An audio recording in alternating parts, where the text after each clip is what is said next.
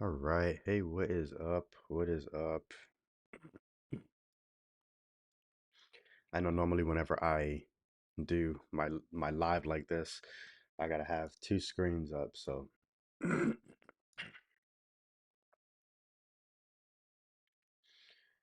so today I want to talk to you guys about raising your prices tactfully. Um, there are a few points that I want to make, but I also want to answer some questions. So I'm gonna give me 1 second. Let me make sure this is muted.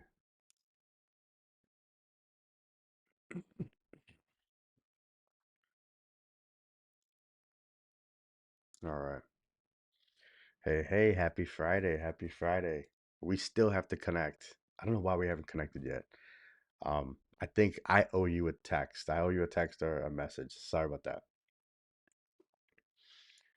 So today's topic, I really want to talk to you guys about tactfully raising your prices because it's a challenge that I think everyone has, especially during these periods of time when um everyone's experiencing inflation, right? Like everyone.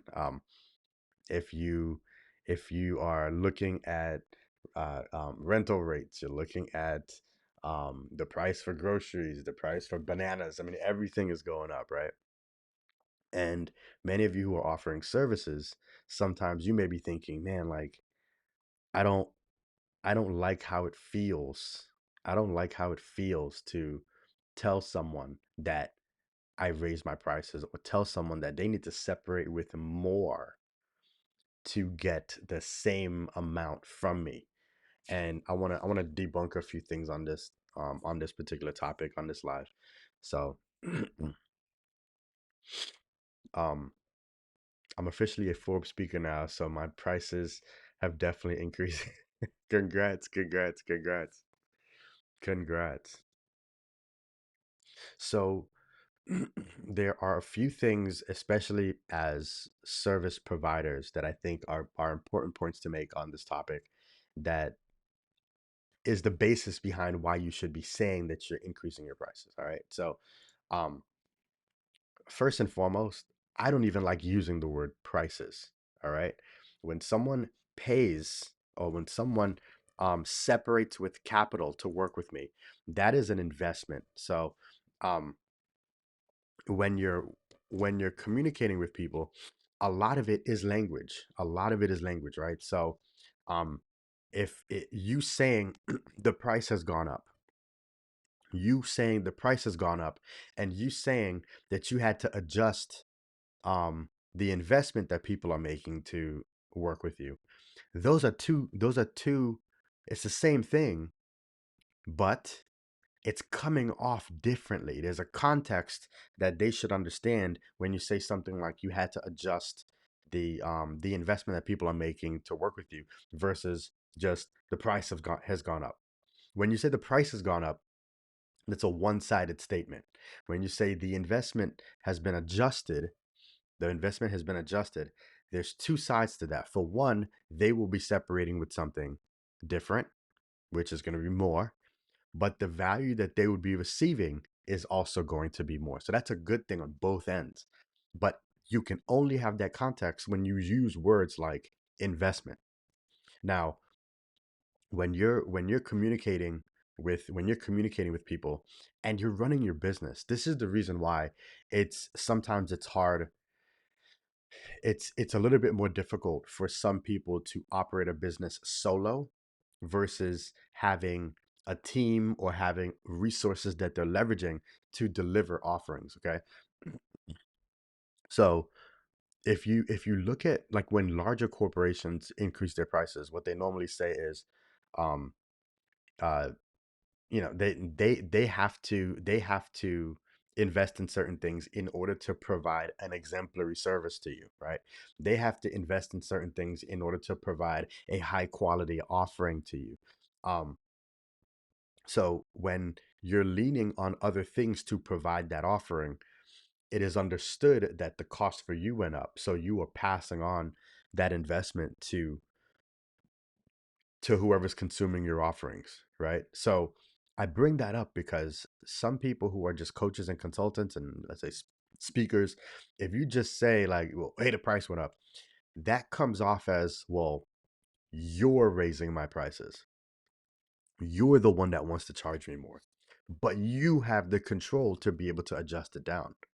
You have the control to keep my rates the same. You have the control to not increase my prices. You have the control to apply that same discount that you applied before. You have the control to do all of you have all this control because they feel you're the one charging them versus your business. Now, when your business charges, when your business um requests an investment, it's a different transaction than you asking them. So that's why it's good. That's why it's good. When you're communicating with others, there's always an opportunity cost, especially in the service space, right? Like, um, if I'm doing something for one person, that means I told somebody else no. If I said yes to someone, that means I said no to someone else. Okay. Um, if you're always doing something, then conversely, if you're saying no to something, that means you said yes to something else. But either way, it's always a trade off. It's always going to be a trade off. So as you begin to elevate and you start to increase what people are investing in, you have to have a framework so that people understand that the trade-off you're making, those elements have changed. All right, those elements have changed. So um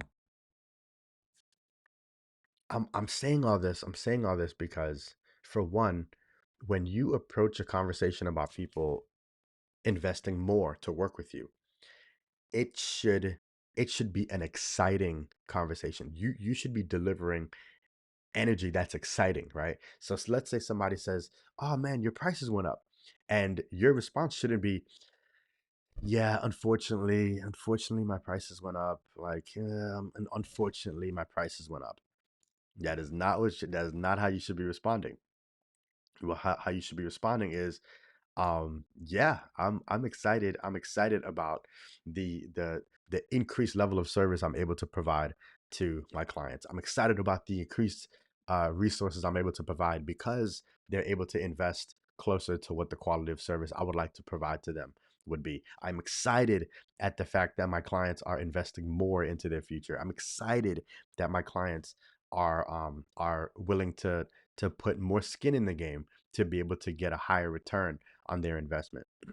I'm excited at the fact that I'm able to bring in more resources so that I can offer more on the other side of the services I'm rendering. I'm excited about all of that. Now, hear me out. When you have a discussion with somebody and they are and the tone initially is, oh, you raised your prices, and you respond like that, like, yeah, I'm excited. I am so excited at the results that I'm going to be getting for my clients because of this increased investment they're making. I'm excited. I'm excited. I'm excited. They can only respond. They can really only respond with reciprocated excitement. You think they're not going to be excited about an increased return that they would get from an investment that they're making? Now, the only reason they would not be excited is if you're not clear on what type of return they should be getting. Now, I see this a lot. I see this a lot within the space of especially coaching, consulting, and creative work. I see it a lot where everything is about the transaction and not about results, or not about the expectations on the other side of the work. Like an example, like I've worked with a ton of web developers, and web developers love to do this. Web developers love to be like, yeah, well, how many pages do you want on your website, and how many pages this, and how do you want it on Wix or Word? And they focus so much on the website versus what that business owner wants to do with it. uh Coaches, a lot of coaches are like, well, I charge this amount per hour. Now, I'm gonna say this: the per hour the per hour business model is tough. The per hour business model is tough. The reason why the per hour business model is tough is because you better be clear on what they should be expecting for every hour you give them. So instead of using the per hour model, I like to use the session model. And in the session, a session is typically between an hour to an hour and a half. Like on average, it's an hour, and you're still having them invest based off of a period of time, but you're not making that the basis of what they're paying for. Like there's so many variables behind charging per hour that when you start to increase your per hour rate, either you're working faster and it's clear how much faster you're working, or the value that's on the other side of the work is far greater for the same amount of time. Either way, you got to be clear on what's on the other side of it for them to lean into an increased per hour rate. But when it's more value coming out of a session, that's different. That's different, right? It works a little bit different. Who's your target audience? What do you want the website to be able to do for your customers? Right, exactly. Like when you start to ask those type of questions and when you start to lean into that, the conversation is different. The conversation is just different. Like it's not about how much this it's not about the transaction anymore. It's about the fact that they're going to be investing more to also expect more at the same time.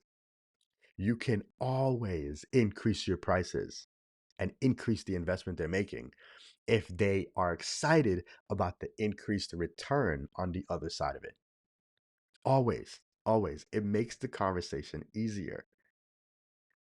Are you guys following me? What questions do you guys have about this? How many of you have raised your prices? How many of you have successfully raised your prices?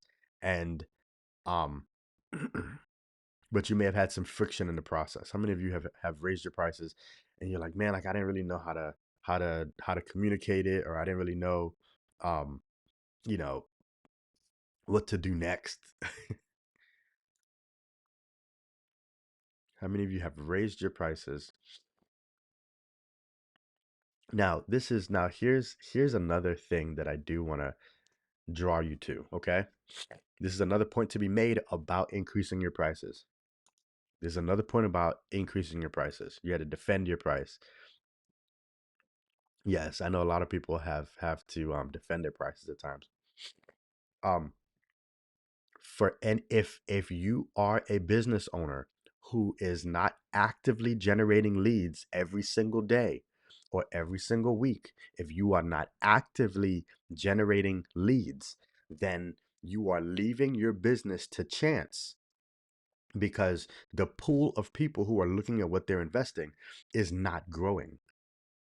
Now, when you are generating leads and finding new opportunities, when you're finding new opportunities, it gives you the breath to make these statements like, well, I don't want to pay that, or who's paying you more, right? You have more opportunities for more people to pay you more.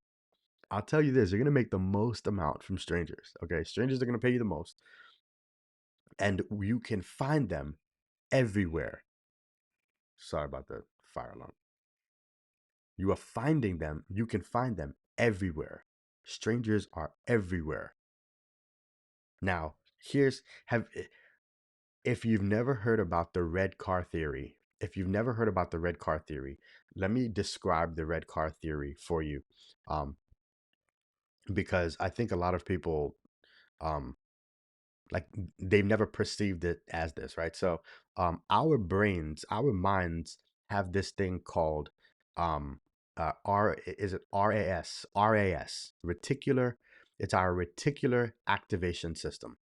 That's the part of our minds it's consistently filtering things out, because our minds have a limited bandwidth when it comes to focus. Like if you are driving, um like you can only really cognitively focus on certain things. You can't focus on everything, so your reticular activation system is consistently filtering things out, right? So the reason I bring that up is because there's something known as the red car theory, right? So let's say you drove into work today, or you drove somewhere today, right? If I were to ask you, how many red cars did you see on your way to work, right? Your answer to that is going to be like, I don't know. I don't know. Because my mind wasn't focused on looking for red cars, right? If I were to change it and say, oh, well, how many black cars? Your mind would say, well, I don't know. I wasn't focused on black cars. But if I were to say, well, how many white cars? Well, I don't know. It's always going to be, I don't know, because our minds have this limited bandwidth. Now, let's change the scenario, right? Let's say before you got on the road, I were to tell you, well, I'm going to pay you $100 every time you see a red car. I'm going to pay you $100 every time you see a red car. What's going to happen now is your mind is going to say, those are opportunities. So your mind's going to actively look for red cars. And once you say, man, I saw 50 red cars, your mind knows, man, I just made 5 grand, right? They're doing testing on the fire alarm. So, um, but again, your mind is looking for that because it's correlating, finding that with opportunity and some type of return for you. So if you actively go out and generate leads and find new opportunities, you having a discussion around increasing your prices or modifying what the investment people are making to work with you is going to be easier because you have a larger pool of people to expose this opportunity to. Working with you is an opportunity. Working with you is an opportunity, and you have to treat it as such. People aren't just paying for your lifestyle. They're not just paying you to pay you. There's an opportunity to work with you. If there's not, then you better create one. If there's not, then you better create one. All right. So, um, any questions? Any questions? Arena, yeah, you're not paying for time, you're paying for knowledge. Absolutely. It's like being mad at the plumber for charging $100 for 10 minutes, but because he knew exactly what to do. Exactly. Exactly. Exactly. And that's the other thing too, right? Like people are not just they're not just investing in the outcome of the work. They're also investing in what you invested in to be able to do the work in the first place. You know, like an example with me as a coach consultant, um, oftentimes some people say, well, why should I work with you as a consultant? And my response is normally, well, you really don't have to. I mean, you can make some of the same mistakes that other business owners have made that has uncovered a six-figure opportunity cost. You can choose to spend the time that I spent learning and building your acumen in digital marketing, and take you about 10 years to learn all of these different methodologies and navigating the shift in the marketplace and in technology. You can spend your time doing that. You can also spend your time going and speaking to over 400 other business owners and having in-depth conversations on why they make decisions and what considerations they made. You can do that. You can do all of that. You do not have to work with me. um, you can go and package all of this information in a way that's going to make it easy for you to comprehend based off of like how you operate and who you are. You can go and do that. I'm not stopping you. The reason why I'm not concerned is because I have 50 more people that I can talk to today that are not even going to ask me this question. But again, the only reason I can do that is because I'm finding red cars everywhere. I'm socially engaging with people who are entrepreneurs who there's opportunity on the other side of working with them. And I can uncover that. I can uncover that. Like I see so many people marketing themselves out of business. Like they straight up market themselves out of business. They think that if they just post every day, people are going to notice them, and then people are going to just gravitate towards working with them. I don't wait for people to see my content. i i can I actively find entrepreneurs, and I'll say, yo, I love what you're doing, keep it up, boom. Like I don't even need a transaction from them. I just want them to know that they're seen, and I'll follow them. I'll put a reminder in my CRM to say, hey, follow up with them in a week or two and see how things are going. Or Send them a feedback video. Send them a feedback video using Loom, and give them a uh some ideas. I use video for everything, everything. Loom is $10 a month. Loom is $10 a month, and I use it to literally connect with anybody. Like I could literally turn my camera on, and I could say, "Hey, what's up? My name is Mike. I work with companies that fall into this particular realm. I work with entrepreneurs who have these type of aspirations, and if you're open to it, I'd love to share some ideas with you. I'm not sure if we would be a good fit to work together, but um, a lot of other entrepreneurs just like yourself have found value in at least having a conversation with me. So if you're available next week, let me know if Thursday or Friday would work for you. And I can send, I mean, it's 9:30 and I could send 100 of those before the end of the day. Think about that. I could send 100 of those before the end of the day. You have to be able to do the same thing. Now, again, if when you have a line of people waiting to work with you, sorry, you can increase your prices.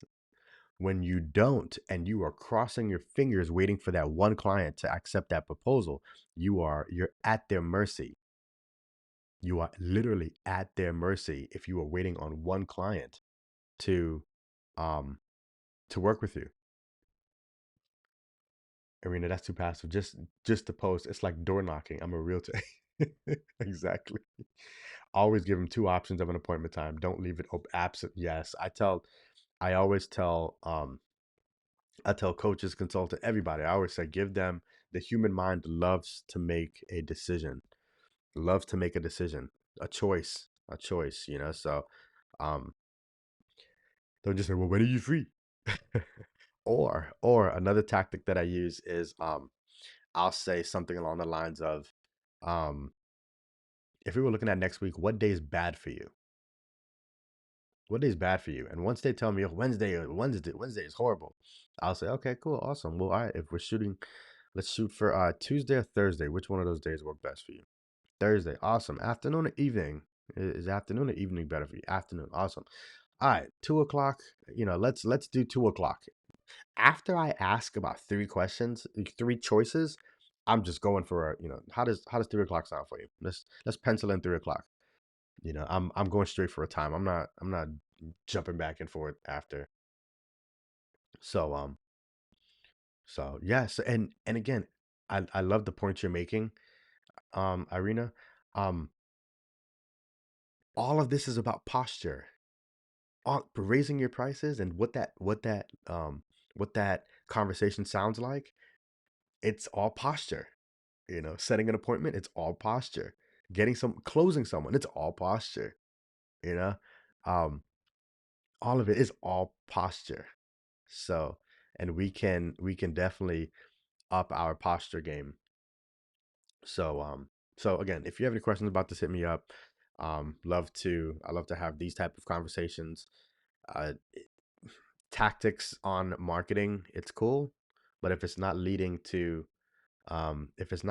to sales, then it doesn't matter, right? Like that old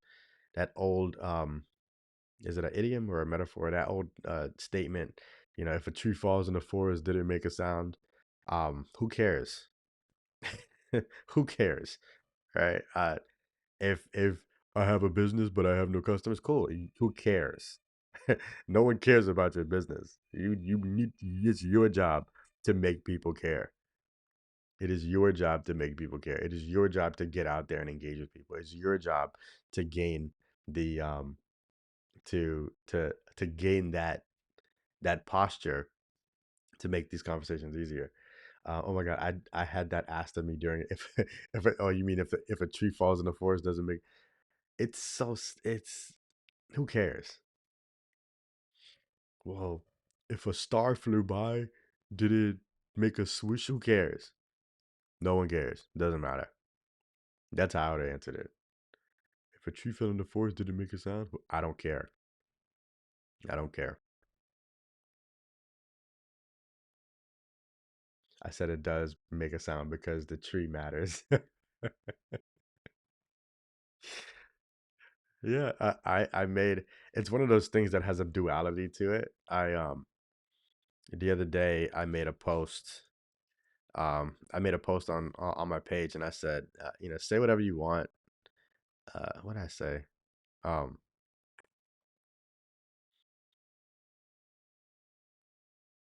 I said, oh yeah, I said, say whatever you want on social media. It'll be true to some and false to others. And one of my buddies hopped on and said, there's no such thing as true and false. It's either true or not. And I said, false. Hello. See how that works? It doesn't. It's one of those things where it's whatever. Exactly. It's your job to make people care. Good stuff. Yeah, you have to get out there. And I don't look if you own a business, and you're an aspiring entrepreneur and you're an entrepreneur, like you really it's imperative for you to get out there and connect with people in different ways. You got to put yourself out there. The risk in entrepreneurship isn't always financial. The risk in entrepreneurship is whether or not you're willing to exit your comfort zone and make yourself vulnerable enough to be able to engage with people differently than what you're used to. That's the risk in entrepreneurship. The true risk in entrepreneurship is not financial. And the reason why I say it's not always financial is because like when you lose money, you find it. You find it. You compensate for it in other ways. Like an example, like I had something auto renew on me after a year, and it was like $300. And you know what? I was like, man, damn, like I totally forgot to cancel that. Shot a couple messages to their support team, and I was like, yo, can I get a refund? And they're like, no. And I was like, all right, you know what? Whatever. Lost $300. But who cares, right? All I'm gonna do now is say, all right, well, um, oh my God, this fire alarm. All I'm gonna do now that I lost $300 is say, all right, well, I'll just make it up somewhere else. I'll just send a couple more messages and bring that money back. All right. But now, let's say, let's say, um, I understand the opportunity cost. Let's say I understand the opportunity cost of not changing how I communicate, or not changing my posture, or not changing my tone, or not going out and engaging with people a certain way. Let's say I choose not to do that. There's a huge opportunity cost to that. I could lose out on hundreds of thousands of millions of dollars. I could lose out on investors. I could lose out on larger deals. I mean, that's a huge loss if I choose not to put myself in a position to be vulnerable and to exit my comfort zone. That's a far greater risk. So, and then on top of that, I mean, I have never met I don't think I've ever met an entrepreneur who exited their comfort zone and regretted it. I don't I don't I don't think I've ever met an entrepreneur that exited their comfort zone and regretted it.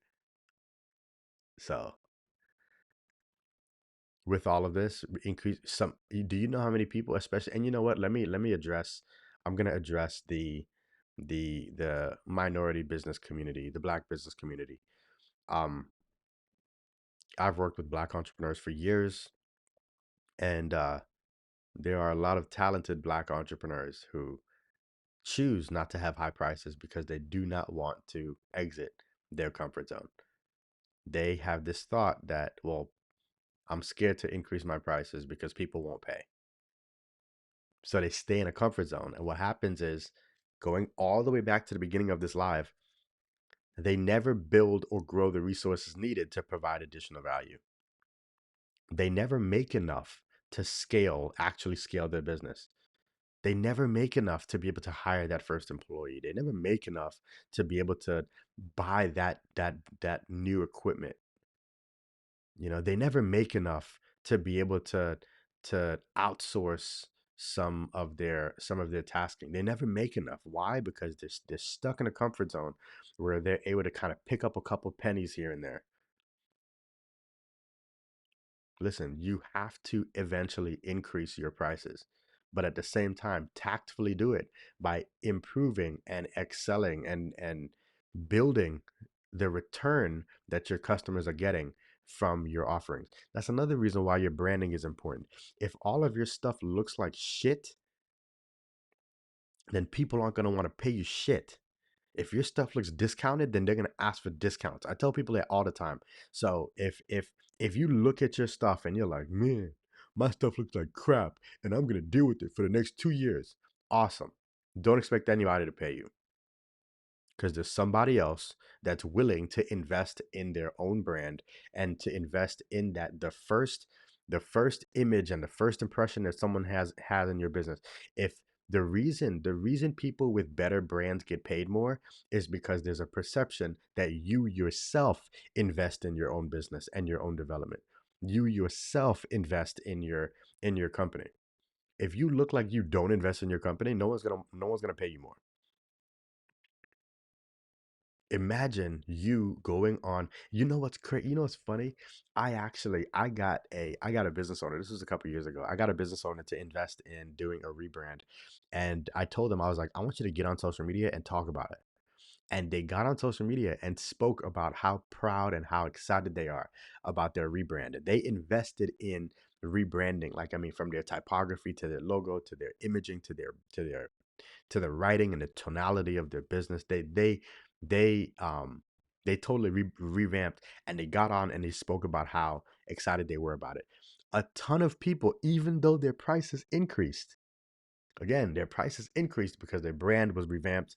Um, a ton of people were like, "Oh my god, I want to work with you. I want to work with you." They got a ton of form submissions just because they saw that business owner.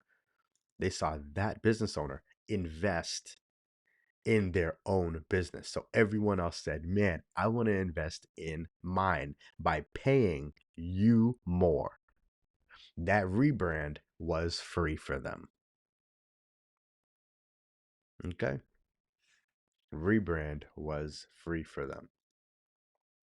So, um, I gotta hop to a meeting here, but hey, thank you guys for tuning in. Irina, I know you stayed on here the whole time. Thanks for tuning in. Thanks for engaging with me. I want to do like either a StreamYard or a Zoom, so that I could like we could all, like, more people can engage via video, because I love communicating via video, but I don't like being the only one talking, so um you know what, I'm probably gonna sign up for StreamYard, and I'm gonna have a couple StreamYard parties. All right. So all right, you guys, I'll holla at you, and there he goes. Oh my gosh, there he goes. So this actually came because Alex Nemo, we had a discussion about this yesterday, and so this is actually his idea. Um, I was literally, before you even said it, I was gonna put a tag in there, but yeah, I definitely would like to engage you guys in a different way so that we all can see each other. So thanks for putting that bug in my ear, Nemo.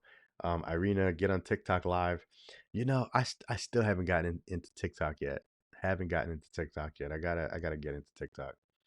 But all right, you guys, I'll holla at you. Peace. Increase your prices. Increase your prices.